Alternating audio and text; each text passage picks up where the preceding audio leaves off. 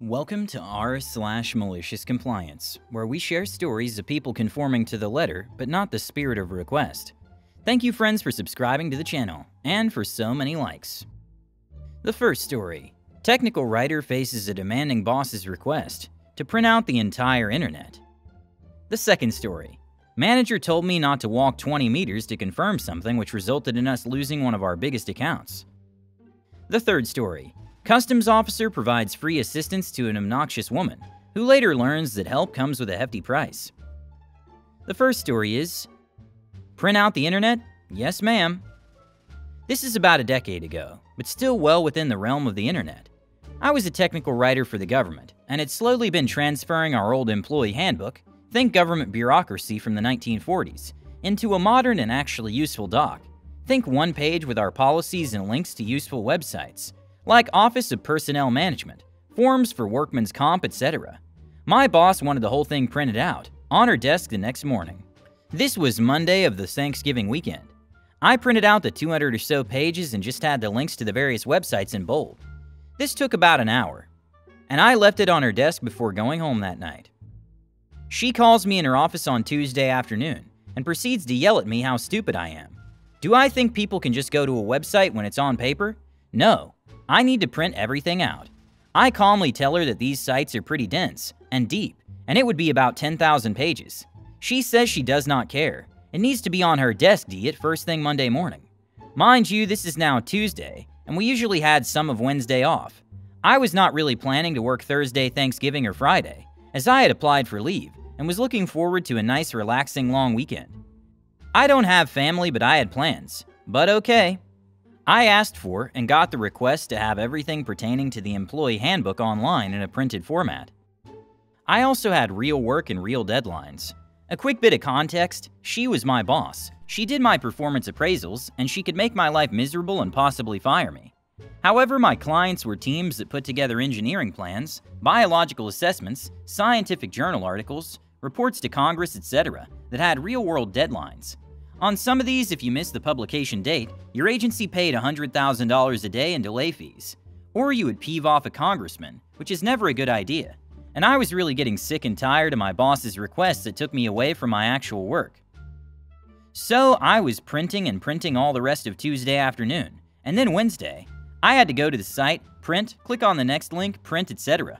On Wednesday, we got a letter from a Congress critter that was actually important. Had we not gotten that, I might not have done what I did. I got overtime approved pronto to take care of this request. So I did work Thanksgiving. As I was doing that, I kept on printing, and printing. I used up every sheet of paper in our 14-story building. I kept on researching the response for the congressional, printing, going to the next floor to carefully get that packet of paper to tuck under the appropriate page, etc. I had paper in about 20 different conference rooms. I could have done the congressional in about 8 hours, but it was not due until Monday. And all this printing took me a good 24 hours of work, so I put in for 32 hours. Thursday, Friday, Saturday, and Sunday. Got it done. This is now 2 stacks of paper, each about 6 feet high. I was way under in my estimate of 10,000 pages, as it was more like about 30,000. Remember, I had at least 5 printers going at once for 4 days, etc. I put this in my boss's office, which was already none too clean and pristine. I got written up, with a disciplinary hearing and everything. The charge was malicious compliance. I kept my job only because I did have her request in an email. Update and explanations. A few explanations from questions in the comments. I kept my job only because... I say that because the boss was very upset and was going to HR demanding that I be put on a performance improvement plan, PIP, where she could then take her revenge and create other issues that would have gotten me fired. I was probably not in danger of being fired simply for this action, but I was not put on a PIP. Yes, the charge actually and literally was malicious compliance. That was what was written on the disciplinary letter. She could not get me on anything else. She had not set any limits. You can only spend X hours, print out X materials, etc. And I had her instructions in an email to print out the handbook, and all pertaining information from websites. I do not remember the exact wording. I probably should have kept that all these years, but when I left the government after 3 decades, I pretty much threw out everything. The 2 6-foot stacks were not just the paper printouts. The handbook covered everything and was more of an intranet in itself. I had been working on this project for a long time in my spare time. The handbook covered everything. In short, this was a well-organized intranet where you could quickly find exactly what you needed and no more. I had human resources policies on leave, tardiness, all disciplinary actions, retirement, health insurance, taxes, transfer requests, etc. How to write all types of reports, planning reports, facility review reports, congressionals, etc., along with all templates for the reports, project management and public involvement processes, etc. Every position description and how to write performance reviews, award letters, etc. Emergency procedures for particular buildings, etc. How to conduct and write a job hazard analysis for any type of work on a facility, etc.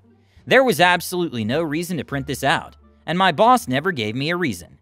I had been arguing against printing this for at least a year before my boss gave me the order to even print the 200 pages I had in the first place. These 200 pages each briefly explain the situation. For example, why we do a job hazard analysis, what it should cover and who should do one, and then gave links, for example to the Word template you could download and use into good examples. Sorry it had a lot of material that I just put into the piles.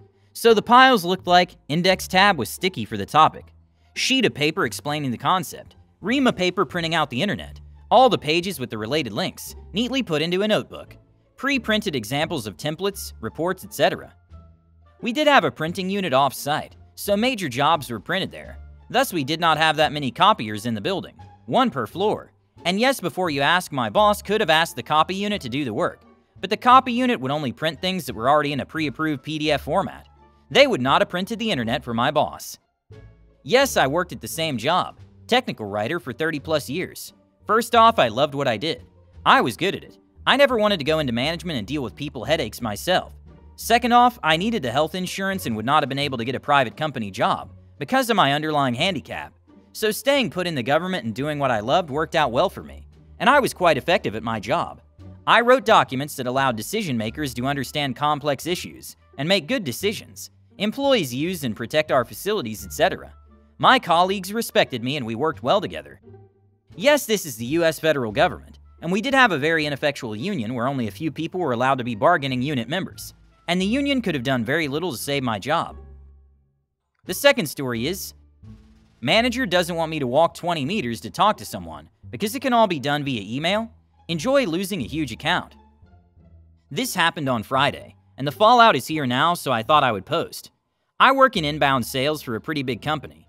We had a store for one of our bigger accounts come through. They wanted to get on ASAP, and time was of the essence for them. So I took the request, called them and understood what they needed and how to help. It was very doable, but it needed to be done before COB, and was about lunchtime by this point, so still heaps and heaps of time left. All I needed to do from here was walk no less than 20 meters to the account manager's desk and confirm a couple of things. Would have taken 2 minutes. My manager and I had a meeting, so I internally chatted him and let him know I needed 5 minutes more to confirm a couple things. He comes walking over to my desk and just says, "Mate, stay there for now." Then sends me an email 10 minutes later saying how I need to be at my desk more. The whole office works away from their desks. Need to stop walking around. I walk around to make calls, etc., etc. I tried to explain the situation, how it was urgent. However, I had to send the account manager an email and wait patiently, and I'll be getting a serious talking to if I do go over and talk to him, keeping in mind my account needed to be closed by COB that day. So I sent the email to the account manager and waited for a reply. 10 minutes later, I see the account manager start packing up his desk, looking like he was heading home for the weekend. I wanted to get up and quickly confirm what I needed to with him, but my manager had specifically asked me to stay seated and not move, so that's what I did. 5 p.m. Friday rolls around and still no reply. Surprise, surprise. So I send the customer an email apologizing and letting him know we will be in contact Monday. Monday rolls around and I find out that the account manager is out until Wednesday. No big deal, so I sent my manager an email asking to confirm a couple of details. His reply was, "Please wait for the account manager to return on Wednesday," even though he would have no issues confirming the info I needed. So I once again sat there and did my other work.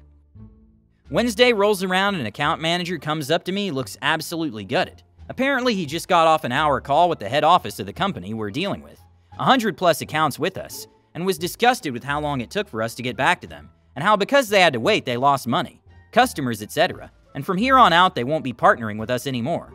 He asked why, and I simply showed him the 2 times emails from my manager, stating that I wasn't allowed to come and speak to him, and to wait till Wednesday to confirm everything I needed to. We'll be getting a new manager soon. Update. My manager was moved to a different department and not allowed to manage a team anymore. He flipped it and put in his resignation. To my knowledge, the account manager and account are talking again and all looks good. I took the week off work and just took some personal time. So has the order to stay at your desk been rescinded yet? Technically no, as my manager hasn't been at his desk all day. He's been in closed-door meetings. The last story is, free advice is seldom cheap. I work for my country's customs administration. Me and a colleague are responsible for all important related inquiries within a certain geographic area. Me handling private imports while he's in charge of commercial, business imports. If you import something into my nation as a business, you have to input a ton of information into a centralized system, which then calculates how much you owe the government in import fees and VAT. Companies that are engaged in importing goods usually do the aforementioned administrative tasks either in-house or hire a forwarding agent. The process is fairly complicated, so there are various ways my colleague tries to help businesses that haven't gotten the hang of it yet, especially when they're newly formed and quite small. My colleague gets a call. Calls are always put on speaker, so there's another person who can confirm what's being said, from what I can only describe as the most obnoxious woman I've ever had the misfortune of hearing. The woman explains without even a greeting that she's opened some sort of thrift store for small trinkets relating to crystal healing. No joke, that's the type of shop she opened. She then explains that she's ordered a rather large amount of merchandise from abroad, and now wants us to make the necessary system entries into our system. My colleague is nice, very nice. After confirming in our database that this is the first time the woman makes a business import, he kindly does it for her on his computer, while explaining the whole procedure to her. The whole brouhaha takes about 90 minutes. After everything is done, he tells her that next time she'll have to do it herself, or hire a forwarding agent. The woman just says that she'll be expecting the bill for the import duties in the mail and hangs up. 1 month goes by.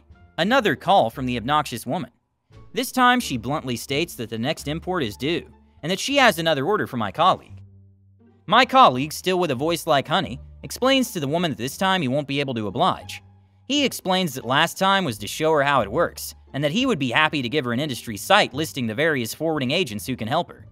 Unfortunately, it doesn't go any further, as the woman immediately cuts my colleague off. She informs him that she knows the law, and is thus aware that he is required to help her fill the forms, whether he wants or not. My colleague obliges. After another 90 minutes, he wishes her a nice day, and tells her that the bill will be coming in the mail again. After that, my colleague takes a deep breath and opens a form on his computer I haven't seen before. Seeing my confusion, he proceeds to tell me what the form is for. Apparently, the Customs Administration is indeed required to make the system entries for businesses if asked. However, in order to not interfere with the free market, and probably as not incur the wrath of the forwarding agent mafia, the Customs Administration can charge businesses for the time our employees spend on such requests. My colleague then shows me the fee table and my jaw drops through the floor, while my eyebrows visit the back of my head. The fee is charged for every 15 minutes of work, and makes the hourly fee of the greediest forwarding agent look like a bargain. My colleague prints out a single bill, containing the import fees as well as the charge for his time spent on the woman's request, the charge being higher than the import fees, and drops it into the mail. What happened next was handled by a different office, so I'll have to summarize. Woman complains that charging her for my colleague's work is illegal, and is shut down because it is perfectly legal. Woman then complains that she didn't know about the law, and is shut down because me and my colleague confirmed that she said she knew the law. Woman then pays up. She never called my colleague again. Thank you for watching. Don't forget to subscribe if you want to know when the new video comes out, and hit the like button to support the channel.